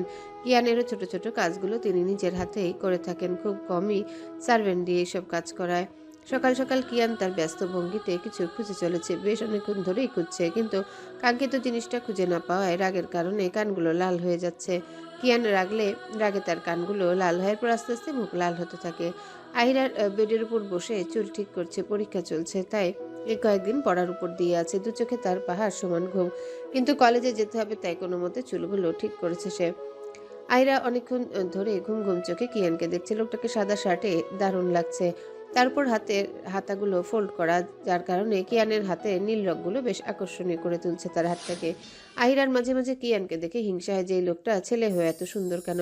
মাঝে মাঝে শাওয়ার নিয়ে আসার পর কিয়ানকে অত্যাধিক ফর্সা দেখায়, লাল ফর্সা যাকে বলে, মনে হয় টোকা দিলে রক্ত বের হয়ে যাবে। আহিরা তখন ইচ্ছে করে কিয়ানকে চামড়া কেটে ড্রয়ারে রেখে দিতে। সে যেভাবে ড্যাব ড্যাব করে তাকিয়ে রয়, নিশ্চয়ই বাহিরের অনেক মেয়েই তার স্বামীর দিকে এইভাবে মুগ্ধ নয়নে চেয়ে রয়। আহিরার মুখে মুখে যায় বলুক না কেন, 1 মাসে কিয়ানে হবে তার অন্তঃকরণের নরম জায়গা তৈরি হয়েছে। হয়তো এটাও বিয়ে নামক পবিত্র বন্ধনের কারণে। বিয়ে এমন একটা জিনিস যেখানে আল্লাহর রহমত থাকে, তাই তো অচেনা একজনের সাথে বিয়ে হওয়ার পরও অন্তঃকরণে ভালোবাসার জন্ম নেয়। আহিরার মাথা বাঁধা শেষ হতে সে কিয়ানের পিছনে গিয়ে দাঁড়িয়ে ঘুম ঘুম কণ্ঠে জিজ্ঞাসা করে, আপনি কি কিছু খুঁজছেন? আমাকে বলুন, হয়তো আমিও বের করে দিতে পারবো। কিয়ানের মাথা এখন গরম আছে, তাই সে কথা বলতে চাইল না, কারণ রাগের মাথায় তার হুঁশ থাকে না, সে কি করে বসে। আর সকাল সকাল আহিরার উপর রাগ ছাড়তে চাইছে না, তাই আহিরার কথার কোনো জবাব না দিয়ে নিজের মতো করে খুঁজতে থাকে। এদিকে কিয়ানকে কিছু বলতে না দেখে আহিরা আবারও জিজ্ঞাসা করতে থাকে কিয়ানকে কিছু। প্রতিবারের মতো কিয়ান কোনো জবাব দেয় না। এতে করে আহিরার মেজাজ বিগড়ে যায়। লোকটার এত কিসের দেমাগ যে তার সামান্য কথা জবাব দিচ্ছে না। বারবার জিজ্ঞাসা করার পরও সে তো এই লোকের সাহায্য করতে চাইছে, সেখানেও এত দেমাগ না দেখালেই নয়। আহিরা বিরক্ত হয়ে বলে, এই বদলোক আপনাকে কে সাহায্য করতে চাইছে দেখছেন না? বললেই তো তাহলে হেল্প করে দিই। যদি হেল্প নিবেন না, মুখ দিয়ে না করে দিন। কিয়ান আহিরার কথায় তার রাগী লেচনজোড়া আহিরার দিকে নিক্ষেপ করে দাঁত খিচিয়ে বলে, হ্যালো বন্ধুরা, পরবর্তী পার্ট খুব তাড়াতাড়ি আসবে, তো সবাই অপেক্ষায় থাকো। আর চ্যানেলটি যারা এখনো সাবস্ক্রাইব করোনি তারা পরবর্তী পার্ট দেখার জন্য চ্যানেলটি সাবস্ক্রাইব করে রেখো। ধন্যবাদ সবাইকে, আমাদের সাথেই থেকো।